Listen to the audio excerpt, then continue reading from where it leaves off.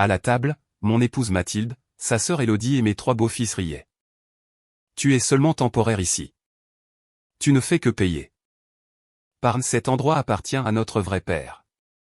Je n'ai pas élevé la voix. J'ai dit, aucun problème, j'ai terminé mon repas, je les ai remerciés et je suis parti. Cette nuit-là, j'ai annulé tous les paiements. Le matin était calme. Des heures plus tard, elle a paniqué, pourquoi les frais de la grande école coûteuse étaient-ils annulés? La maison se tenait basse contre les marais de la Gironde, calme et fière, comme si elle savait quelque chose que j'ignorais de la manière dont les vieilles maisons le font. Des volets usés par le sel, une terrasse en bois de pin et une balançoire de porche rouillée aux charnières. J'avais payé pour tout cela. Mais cette nuit-là, j'ai réalisé que je n'y avais jamais vraiment vécu. Le dîner avait les ingrédients de quelque chose de convenable, du poulet rôti, des petits pains moelleux et des haricots verts lisses de beurre. Le pain de maïs s'émiettait exactement comme il le fallait. J'avais ouvert une bonne bouteille de rouge, celle que Mathilde disait toujours être trop chère pour être gaspillée pour juste nous. Je suppose qu'elle pensait que la présence de sa sœur en faisait une occasion. Élodie riait trop fort, le genre de rire qui rend vos épaules tendues avant même que vous ne sachiez pourquoi. Cédric avait les coudes sur la table, pianotant sur son téléphone, son visage éclairé en bleu par l'écran. Damien et Julien en étaient déjà à leur 2e bière, hochant la tête à n'importe quel non-sens qu'Élodie déversait sur sa dernière retraite de bien-être à Annecy. Mathilde était assise en face de moi. Son alliance a capté la lumière du lustre lorsqu'elle a tendu la main vers le sel. Ce fut la dernière fois que je remarquai ses mains. J'en étais à la moitié de mon assiette, tendant la main pour une 2e portion de flageolet au four, la seule chose réelle sur cette table que j'avais préparée. Mijoté pendant 8 heures, imprégné de graisse de lard et de mélasse. J'avais passé l'après-midi à m'en occuper. Personne n'en avait dit un mot. Et c'est alors que Julien l'a dit, tu es seulement temporaire. Tu ne fais que payer. Pars. Cette maison appartient à notre vrai père. Sa voix était égale. Calme. Comme s'il annonçait la météo. Damien a souri d'un air narquois. Cédric a levé les yeux juste assez longtemps pour acquiescer. Élodie a couvert sa bouche avec une serviette pliée et a ri comme s'il s'agissait d'une plaisanterie partagée. Mathilde n'a pas parlé. Elle n'a même pas tressailli. Elle a simplement continué à manger. Le silence qui a suivi fut long et tranchant. On se serait attendu à ce que quelqu'un tousse ou bouge sur son siège. Pas un son, seulement des fourchettes grattant les assiettes et des couteaux sciant la viande. J'ai posé ma cuillère, fini de mâcher, puis j'ai avalé. Ce ne sont pas les mots qui ont provoqué cela. C'était la chorégraphie, répétée, pratiquée. J'ai réalisé alors que ce n'était pas un éclat spontané. C'était une décision de groupe, une exécution silencieuse. Ils avaient tracé un cercle autour de moi et je n'y étais pas. Je me suis levé lentement. Aucun drame, aucune explosion. Je n'allais pas leur donner ce plaisir. Merci pour le dîner, ai-je dit. J'ai débarrassé mon assiette, je l'ai rincée, séchée, et placée délicatement sur l'égouttoir. Personne n'a bougé. Pas même Mathilde. Je pouvais entendre le marais à travers la moustiquaire, les grenouilles, le vent, le grincement du vieux quai. Je n'ai pas regardé en arrière en quittant la cuisine, traversant le couloir, passant devant le thermostat que j'avais installé. Le tableau que Mathilde avait insisté pour que nous encadrions. Les planchers que j'avais poncés moi-même, planche par planche, pendant qu'il faisait la grasse matinée les dimanches. La chambre d'amis était sombre. Je n'ai pas allumé la lumière. Cette pièce n'avait pas toujours été une chambre d'amis. C'était mon bureau avant que Damien ne revienne s'installer pour se remettre sur pied. Avant que Mathilde ne dise que ce ne serait que temporaire, que nous pourrions gérer cela en famille. Je n'avais plus eu d'espace à moi depuis lors. J'ai ouvert l'ordinateur portable, attendu la lueur de l'écran, et consulté chaque onglet que j'avais enregistré pour cette possibilité exacte. Non par paranoïa, mais par préparation silencieuse. J'avais répété mon départ en secret, juste au cas où le moment viendrait. J'ai fait fermer le compte des frais de scolarité de Cédric. Le contrat de location de la voiture de Julien, annulé. La banque serait en contact dès lundi. L'assurance médicale de Damien, révoquée. Je l'ai retiré de mon plan d'employeur.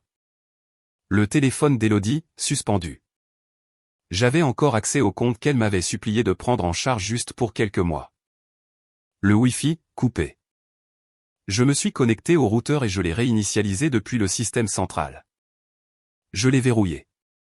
J'ai changé chaque mot de passe. Tout avait toujours été à mon nom. Chaque action était calme, froide. Pas de main tremblante, juste un rythme régulier, comme colmater une fuite, barricader une fenêtre ou couper le gaz avant une tempête. J'ai tout documenté. Capture d'écran, fichier PDF, traces écrites. Ce n'était pas de la vengeance. C'était de la tenue de dossier. J'ai ouvert la feuille des dépenses partagées, celle qu'aucun d'entre n'ouvrait jamais. Je l'ai vidée. Mon nom a disparu de chaque facture automatique. Eau, électricité, ordures. Netflix. Le compte de transport partagé dont ils abusaient sans remerciement. Annulé. Réattribué. Verrouillé. L'acte final. J'ai configuré des règles de transfert dans ma messagerie électronique. Tout ce qui provenait de Mathilde, des garçons ou d'Élodie irait directement dans un dossier intitulé Bruit.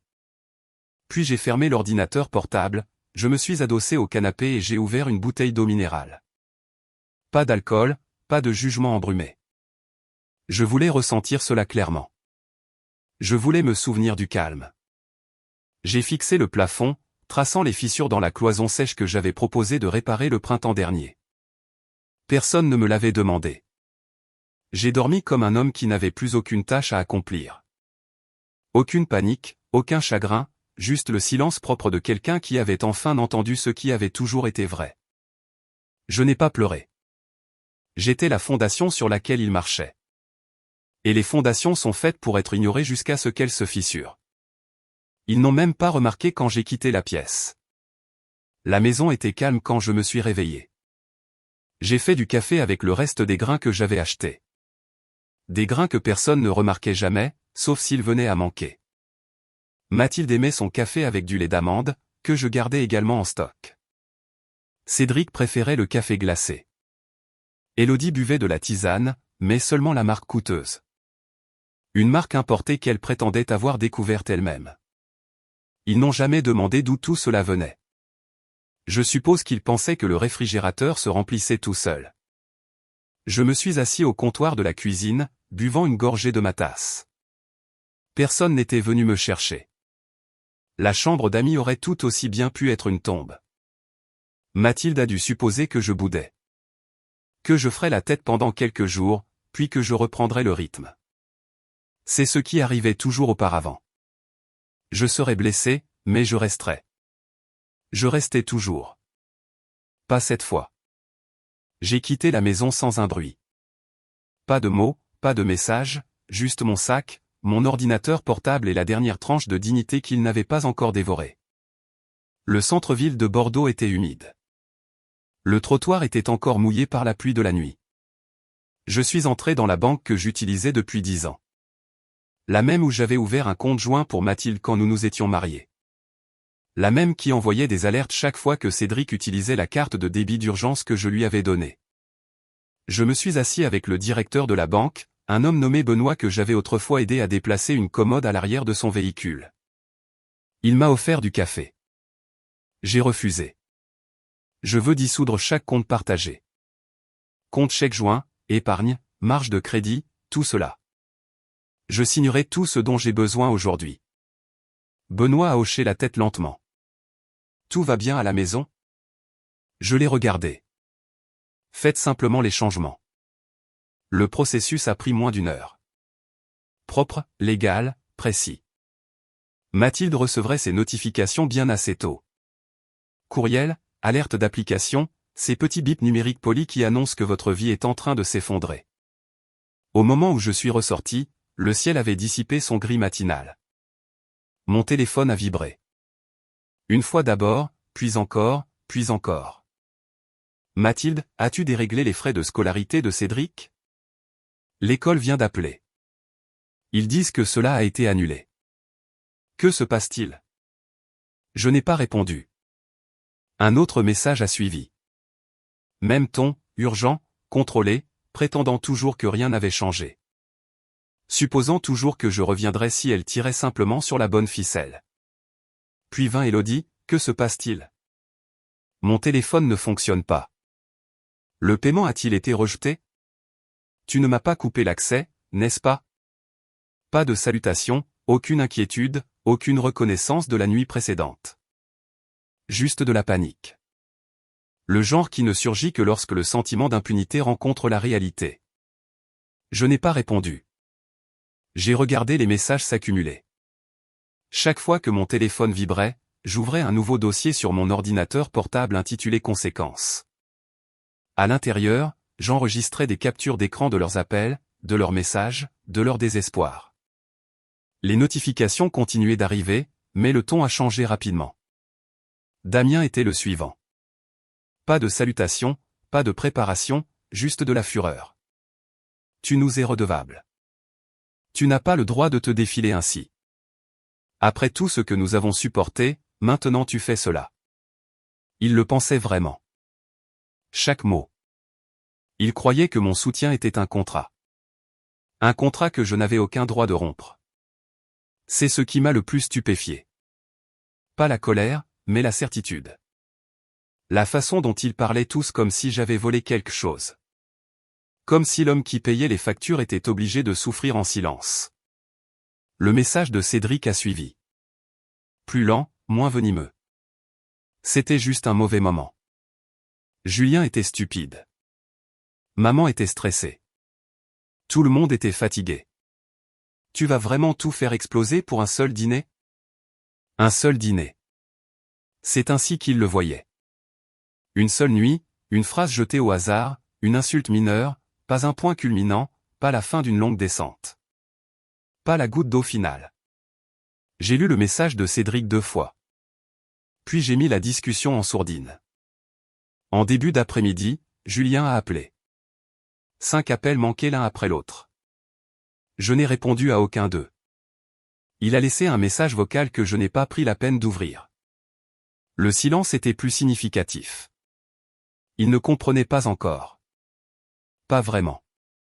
Il pensait encore qu'il s'agissait d'une crise de colère temporaire, que j'essayais de leur donner une leçon et qu'une fois qu'ils l'auraient apprise, les choses reprendraient leur cours. Mais il ne s'agissait pas d'une correction. Il s'agissait d'une conclusion. Je ne punissais personne. Je partais. Le soir venu, le désespoir est devenu désorganisé. Je les ai vus rompre les rangs. Élodie a envoyé un nouveau message. Son ton avait changé. Elle n'a pas mentionné le forfait téléphonique. Elle a essayé d'avoir l'air décontracté. Et, je pense que Mathilde traverse un moment difficile. Peut-être devrais-tu simplement lui parler. Pas de pression, juste une conversation. Pas d'excuses, aucune prise de responsabilité, juste une invitation à reprendre mon rôle, le réparateur, l'homme qui balaie les assiettes brisées dans la poubelle et ne dit rien sur celui qui les a fait tomber. J'ai laissé le message de côté. Je n'ai pas répondu. Non pas parce que j'hésitais, mais parce que je voulais ressentir à quel point il était bon de ne rien faire, de ne pas courir après, de ne pas corriger, de ne pas être l'adulte dans la pièce. Quand le soleil s'est couché, j'ai vérifié mes dossiers. Chacun d'eux s'agrandissait. Cédric, frais de scolarité annulés. Spotify verrouillé. Internet de la résidence étudiante révoqué. Damien, plan médical résilié. Assurance automobile gelée. Julien, location révoquée. Co-signature de prêt formellement retiré. Élodie, aucun accès mobile, aucune liste de contacts, aucune donnée. Chaque ligne de dépense que j'avais assumée était maintenant en rouge. Fermée. Autorisation retirée. Mathilde n'avait pas appelé. Pas une seule fois. C'était sa tactique. Le silence. Laisser les autres parler pour elle. Laisser la tempête frapper la maison et attendre la fin derrière les rideaux tirés. Mais la tempête ne s'arrêtait pas cette fois. J'avais retiré les poutres. Laissé apparaître la pourriture. Si elle pensait que je bluffais, elle le ressentirait dans la facture d'électricité la semaine prochaine. Cette nuit-là, j'ai parcouru la ville 3 fois de long en large. Passé la batterie, passé les vieilles églises, passé le glacier où Julien avait autrefois fait une crise de colère parce qu'il n'avait pas le parfum qu'il voulait. J'avais payé pour le cornet quand même. Il l'avait jeté par terre exprès.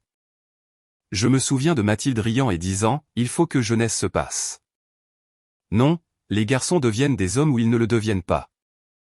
Et je n'élevais plus de garçons. Je finançais des hommes adultes qui me regardaient comme si j'étais un compte bancaire avec des chaussures. Je suis retourné dans l'appartement loué où j'avais emménagé quelques semaines auparavant. Un 2 pièces au-dessus d'un café. Calme, propre, sans photos sur les murs, sans rappel de ce que j'étais autrefois. Je me suis assis sur le canapé avec un verre d'eau et j'ai fixé la porte. Personne n'a frappé, personne n'est venu. Ils attendaient que je revienne, que je m'excuse pour ma réaction, que je joue le rôle du méchant pour qu'ils puissent jouer les victimes. Mais je ne leur donnais pas cela. Je n'ai pas élevé la voix. Je n'ai pas claqué une seule porte. J'ai simplement arrêté de tout soutenir. Et quand vous retirez vos mains de dessous une maison construite sur le manque de respect, vous apprenez à quelle vitesse elle s'effondre. Ils n'appelaient pas parce que je leur manquais. Ils appelaient parce que les lumières s'éteignaient. Et c'était moi qui payais pour les ampoules. Elle est venue juste après le coucher du soleil. J'ai entendu frapper. 2 coups courts, puis le silence, comme quelqu'un testant si j'allais répondre. Je n'ai pas bougé tout de suite. J'ai laissé le moment s'étirer. Le poids de sa présence de l'autre côté de cette porte pressant vers l'intérieur comme une marée. Finalement, j'ai ouvert. Mathilde se tenait seule. Pas de maquillage. Ses yeux étaient gonflés. Elle portait le cardigan bleu que je lui avais acheté il y a 2 Noëls. Il avait toujours la petite déchirure sur la manche. Elle ne l'a jamais réparé. Puis-je entrer ? A-t-elle demandé. Je me suis écarté, n'ai rien dit. La pièce était nue. Je n'avais pas pris la peine de déballer grand-chose. Juste une valise, quelques chemises suspendues dans le placard, mon ordinateur portable sur le bureau, aucune photo encadrée, aucune photo de mariage. Le seul son était le ronronnement de l'unité de climatisation luttant contre l'humidité. Elle ne s'est pas assise. Elle est restée près du mur, les bras croisés comme si elle se soutenait elle-même. « Tu es mesquin », a-t-elle dit. Je n'ai pas répondu. « C'était juste un moment », a-t-elle continué. Ils sont allés trop loin. Tu sais comment ils sont. Pourtant, je n'ai rien dit. J'ai regardé ses yeux se diriger vers le coin de la pièce, vers le mur vide. N'importe où sauf vers moi. Ce n'est pas juste, a-t-elle poursuivi. Tu les as soutenus pendant des années.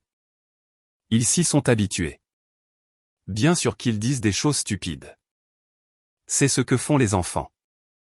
Tu vas vraiment tout jeter pour une seule mauvaise soirée ? Elle s'est arrêtée, attendant que je remplisse le silence. Je ne l'ai pas fait. Tu aurais pu simplement me dire que tu étais contrarié. Nous aurions pu gérer cela en privé. Pas comme cela. Elle a agité la main dans l'air. Comme s'il s'agissait d'un geste informe et absurde que j'avais inventé. Pas un départ calculé, pas une réaction méritée au fil des ans. Tu fais toujours cela, a-t-elle ajouté, sa voix plus douce maintenant. Tu te retires. Tu t'éloignes. Tu prends des décisions et tu attends que tout le monde s'en accommode simplement. Je l'ai regardé. Non, ai-je dit. J'ai enfin pris la seule décision qui ait jamais compté. Elle a cligné des yeux, sa bouche s'est ouverte, puis refermée. Je ne les punis pas, ai-je dit calmement. Je m'éloigne. Mathilde a reculé comme si je l'avais frappée. Ses bras sont tombés le long de son corps. Pour la première fois depuis des années, elle n'avait pas de réponse prête. Pas de détournement, pas de platitude, juste un silence essoufflé. Je me suis approché du comptoir, j'ai pris le dossier que j'avais préparé, proprement étiqueté, chaque détail organisé. Je le lui ai tendu. « Qu'est-ce que c'est » a-t-elle demandé. « Tout ce dont tu auras besoin » ai-je répondu.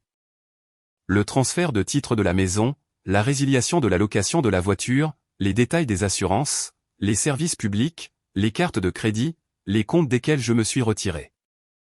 Tout est détaillé. Je ne te laisse pas dans le pétrin. Elle a ouvert le dossier et a fixé la première page. Je pouvais voir les noms de Cédric, Julien et Damien listés sous le plan de santé que j'avais annulé. Ses mains tremblaient légèrement. tu as vraiment fait tout cela? A-t-elle chuchoté. Je l'ai fait, ai-je dit. Elle ne s'est pas assise. Elle n'a pas pleuré. Elle n'a pas crié ni supplié. Elle est restée là, tenant le poids de tout cela dans ses mains. La paperasse qui remplaçait ma présence. Des pages qui parlaient plus fort que les mots ne le pourraient jamais. Je pensais que nous étions une famille, a-t-elle dit finalement. Nous l'étions, ai-je répondu. Mais j'étais le seul à en payer le prix. Nous sommes restés ainsi pendant un long moment. Elle ne me regardait pas. Je n'ai pas offert de réconfort. Finalement, elle a posé le dossier, s'est tournée vers la porte. Est-ce vraiment ainsi que cela se termine? A-t-elle demandé. Non, ai-je dit. Cela s'est terminé il y a longtemps. C'est juste le moment où tout le monde s'en aperçoit.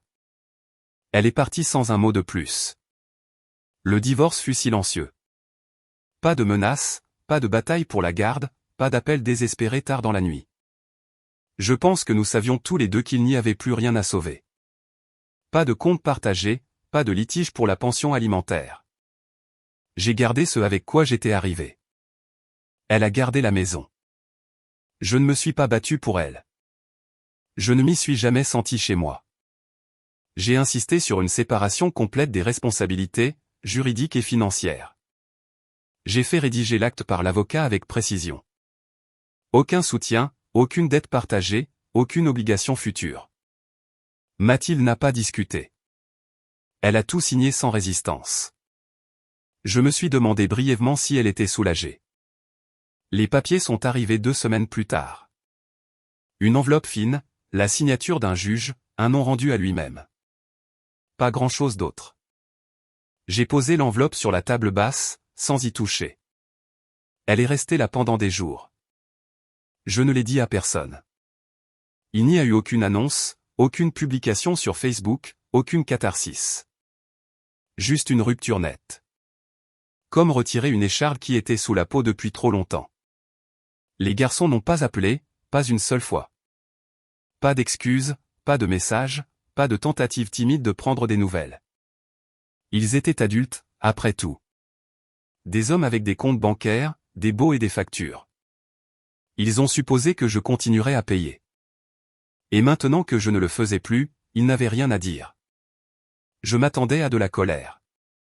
Ce que j'ai obtenu, c'est le silence. Ils ne pleuraient pas la perte d'un père. Ils s'adaptaient à la perte d'un service, d'un utilitaire en forme d'homme auquel ils n'avaient plus accès. Et ce silence m'a tout dit. J'ai déménagé vers le sud-ouest. Pas loin, juste assez pour ne plus me sentir hanté.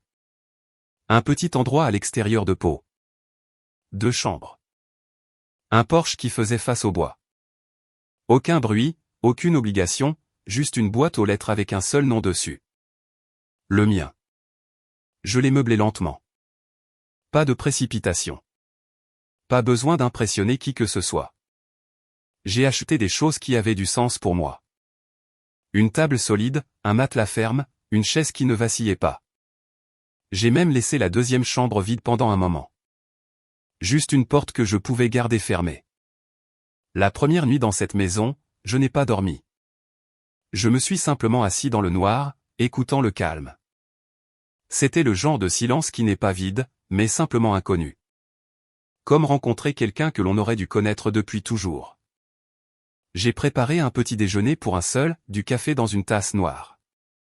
Pas de lait d'amande, pas d'emploi du temps. Je n'ai pas vérifié mon téléphone. Il n'y avait rien à vérifier. Pas d'appel manqué, pas de message, personne pour demander où était passé l'argent. C'était comme si j'avais disparu de leur monde. Et j'ai réalisé autre chose. Ils ne s'inquiétaient pas pour moi. Ils ne l'avaient jamais fait. Ils s'inquiétaient seulement de ce à quoi ils n'avaient plus accès. Les frais de scolarité, les assurances, les voitures, la nourriture, la protection. L'homme, pas le père, pas le mari, juste l'homme qui payait. Je ne me sentais pas amer. Je me sentais lucide, propre. Des années de lente corrosion avaient enfin été poncées. Et sous tout cela, j'ai vu la vérité. J'avais essayé d'acheter mon appartenance, payant un loyer à une famille qui n'avait jamais eu l'intention de me laisser m'installer pleinement. Et maintenant j'étais à nouveau à moi. Libre, pas aimé, pas regretté, mais réel. Alors dites-moi ceci. Étais-je cruel de partir sans me battre? Étais-je égoïste de refuser de continuer à financer le fantasme? Or avais-je raison de partir quand la porte m'était déjà fermée depuis longtemps? Qu'auriez-vous fait à ma place? Seriez-vous resté en appelant cela de l'amour, ou seriez-vous parti en appelant cela la vérité? 2 semaines plus tard, j'étais assis sur le porche de ma nouvelle maison, regardant le vent traverser les arbres comme une marée lente. Une tasse noire à la main, encore chaude. Pas de message, pas de courriel, pas de bruit filtrant à travers les murs, seulement le son des branches pliant sous leur propre poids, et le murmure lointain de quelque chose de plus grand que moi. Quelque chose d'honnête. Pau n'était pas le bout du monde, mais c'était assez loin de Bordeaux pour donner l'impression d'un autre pays. L'air était plus rare. La lumière ne saignait pas en orange comme dans les terres basses girondines, mais elle était propre. Honnête. Quand je la respirais, je n'avais pas l'impression que c'était quelque chose d'emprunté. Je n'ai pas décoré la maison. Pas vraiment. Il n'y avait pas de photos sur la cheminée, pas d'art sur les murs, pas de couverture douillette pliée sur le canapé. Juste de l'espace, juste du bois, du métal et de l'air. Le silence s'était installé ici. Il remplissait les pièces comme quelque chose de mérité. J'avais une chaise que j'aimais. Solide, au dossier rugueux, quelque chose qu'un de mes amis d'Auvergne avait fabriqué à partir de bois de grange récupéré. Je la traînais sur le porche chaque matin et je m'asseyais avec mon café, regardant le monde faire ce qu'il faisait sans moi. C'était étrange au début de se sentir inutile, de ne pas être le pivot sur lequel tout tourne. Étrange, mais pas importun. Je n'avais pas parlé à Mathilde depuis qu'elle avait signé les papiers. Son numéro était bloqué. Je ne me souvenais même plus des 4 derniers chiffres. Il n'y avait aucune tentation de la rechercher.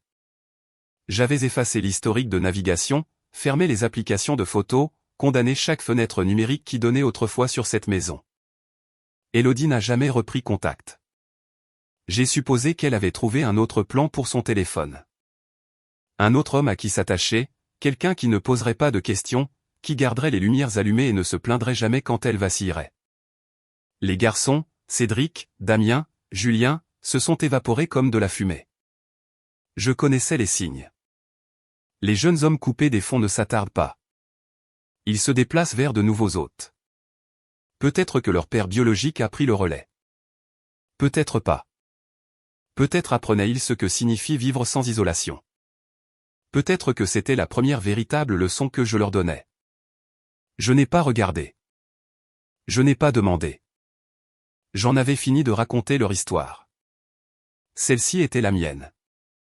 La plupart des jours, je ne pensais pas à la maison, à la porte rouge que j'avais peinte, au puits de lumière que j'avais installé, aux vis que j'avais enfoncées dans les planchers qui grinçaient maintenant sous les pieds de quelqu'un d'autre. Mais parfois, tôt, juste avant que le soleil ne se lève, je me souvenais du son du rire de Mathilde quand il était réel. Ou de la façon dont Cédric s'endormait sur le canapé avec ses écouteurs encore sur les oreilles. Ou comment Julien m'avait une fois construit un nichoir quand il avait 11 ans et avait dit doucement « Je suppose que tu es comme un papa ». Je possède toujours ce nichoir. Il est dans le garage. Le toit est de travers et la peinture s'écaille, mais il est réel. C'était le dernier cadeau qui n'était pas une obligation. Je ne les ai jamais revus après la séparation. Aucune visite, aucune supplication, aucune lettre de pardon griffonnée au stylo bleu. S'ils ressentaient du regret, ils le gardaient pour eux. Et je préférais qu'il en soit ainsi. Le regret, quand il arrive trop tard, n'est qu'une manipulation sous une apparence plus lente. J'ai passé mes journées dans le calme, pas heureux, pas de la manière dont les gens écrivent des poèmes, mais apaisé, solide, comme un homme qui n'a plus à retenir son souffle dans sa propre maison. La boîte aux lettres restait vide la majeure partie de la semaine. Et quand quelque chose arrivait, un prospectus, une facture, une carte d'un vieil ami, s'était adressé à moi, seulement moi. Il y a une sorte de paix étrange qui vient avec le fait d'être oublié. On arrête de vérifier les miroirs. On arrête de répéter. On commence à remarquer les choses. La façon dont le café a un goût différent selon la mouture des grains. Comment le ciel change vers 16 heures. Comment le silence n'est pas vide. Il est patient. Je n'avais pas réalisé à quel point j'avais vécu dans le bruit. Pas seulement le son, mais l'attente. L'obligation. Ce faible bourdonnement constant d'être observé, jugé, nécessaire, vidé. J'étais toujours trop ou pas assez. Trop strict, trop souple, trop calme, trop fatigué, trop présent.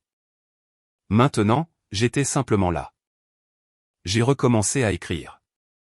Rien de sophistiqué, juste des notes, des observations, un journal sans serrure, sans public.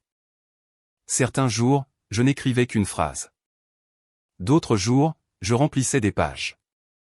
Une entrée disait simplement « Ils ont arrêté d'appeler et le soleil s'est quand même levé ». Une autre « Le respect n'est pas un cadeau. C'est une monnaie ». Et j'ai été en faillite pendant des années. Je n'ai pas pleuré. Cela m'a surpris. Je m'attendais à des larmes une fois la poussière retombée. Du chagrin peut-être, mais ce que je ressentais était plus profond que le chagrin. C'était comme si un os avait été remis en place après avoir été mal positionné pendant trop longtemps. On ne pleure pas pour cela. Il y a juste un long soupir et la capacité de se tenir debout sans boiter. Un matin, le téléphone a sonné. J'avais presque oublié qu'il pouvait faire cela. C'était un nouveau numéro, local. Aucun nom de contact. J'ai laissé sonner. Aucun message vocal n'est arrivé. Aucune seconde tentative. Je ne me suis pas demandé qui c'était. S'il voulait être entendu, il pouvait écrire une lettre, utiliser un timbre, dire quelque chose qui demande un effort. Ils ne l'ont pas fait. Le calme est revenu comme une couverture. Plus tard cette semaine-là, j'ai reçu un appel de mon avocat. Un suivi de routine. Il a mentionné en passant que Mathilde avait vendu la maison. Cela n'a pas pris longtemps, a-t-il dit. Le marché est très actif en ce moment. Je l'ai remercié, j'ai raccroché, je n'ai pas demandé où elle avait déménagé. Ce n'était plus ma maison. Ce n'était plus ma famille non plus. Il l'avait dit clairement. Et j'avais fait mon départ. Il y a une route juste à l'extérieur de chez moi. Sinueuse, craquelée, bordée de grands arbres qui ont vu plus d'années que je n'en verrai jamais. Je la parcours parfois. Sans écouteurs, sans destination, juste le son du gravier sous mes bottes et du vent dans les branches. C'est durant ces marches que je pense à ce que signifie construire quelque chose. Une vie, un foyer, un nom. Je leur ai donné le mien et ils me l'ont rejeté comme quelque chose de gâté. Julien l'avait dit au début, tu es seulement temporaire. Tu ne fais que payer. Il avait raison à la fin. J'étais temporaire, mais j'étais le seul qui ait jamais payé. Ils ont hérité du nom d'un homme qui a disparu. Mais j'étais celui qui était resté. Alors je me demande maintenant, sans amertume, sans venin, juste avec la clarté de la distance, avais-je tort d'attendre quelque chose en retour? Avais-je tort de demander du respect? Pas de l'amour, pas de la loyauté, juste une reconnaissance élémentaire. Une place à la table que j'ai construite. Était-ce trop demandé? Parce que lorsque je me suis retiré, non par colère, non par cruauté, mais avec précision, ils ont agi comme si quelque chose d'innaturel s'était produit, comme si la gravité avait cessé de fonctionner. Mais la gravité ne s'arrête pas. On la remarque simplement quand on tombe. Alors maintenant je vous demande, si quelqu'un vous regardait dans les yeux et vous disait que vous n'étiez rien, que votre place dans sa vie était conditionnelle, pratique, que la maison que vous aviez payée, la nourriture que vous aviez cuisinée, les heures que vous aviez données ne comptaient pour rien parce que votre sang ne correspondait pas aux leurs, resteriez-vous? Continueriez-vous à payer la facture? Où partiriez-vous? Réclameriez-vous votre nom, votre argent, votre silence? Auriez-vous attendu plus longtemps? Seriez-vous encore en train d'attendre? Dites-moi. Non pour m'absoudre, mais pour vous rappeler à vous-même, quel est le coût de ne pas être